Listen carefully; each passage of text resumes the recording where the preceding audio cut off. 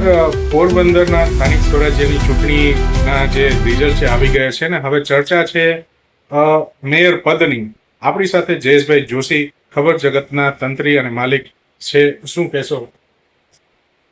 અત્યારના સંજોગોમાં જે પોરબંદર મહાનગરપાલિકા પ્રથમ મહાનગરપાલિકામાં ભાજપને 52 માંથી 52 બેઠક આવી છે. જ્યારે ઉમેદવારોની પસંદગીની વાત ચાલતી હતી ત્યારે સાગર મોદી શહેર ભાજપ પ્રમુખ તરીકે હતા. પહેલો રાઉન્ડ પૈતો પસંદગી માટેનો, અને પછી અચાનક સાગર મોદીને કહેવામાં આવ્યું કે ભાઈ તમને ટિકિટ આપવામાં આવે છે.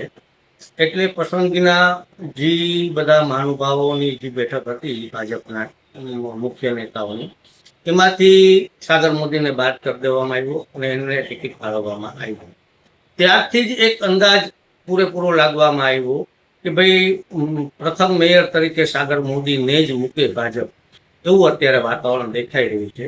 બીજી તરફ ખરેખર જોઈએ તો સૌથી વધારે બ્રાહ્મણ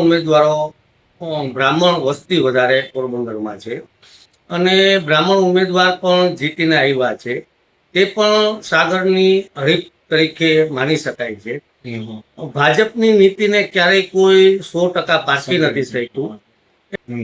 અને ખાસ કરીને તમે પ્રજા વચ્ચે જતા હોય છે અને રાજકારણીઓ સાથે પણ તમારી ઉઠક બેઠક હોય છે, અને તમે મંતવ્ય લેતો તો લોકોના અત્યારે ચર્ચા ચાલે તો લોકોના મતે શું અત્યારે અભિપ્રાય છે?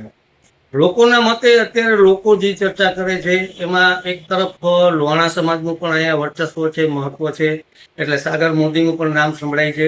બીજી તરફ બ્રહ્મ સમાજમાંથી નીરવ દવેનું નામ સંભળાય છે. પણ એમાં થોડોક મારી દ્રષ્ટિએ લોબિંગ બ્રહ્મ સમાજનું જે હોવું જોઈએ એ હજી દેખાતું નથી પ્રોપર. આ બંને નામ અત્યારે ચર્ચામાં છે. અને પોરબંદરમાં અત્યારે નવા ચહેરાનું સ્થાન અપાણું છે. શું કહેશો આ વિશે? જૂના જે જોગીઓ હતા બધા પૂછા છે, અનુભવ વાળા નથી.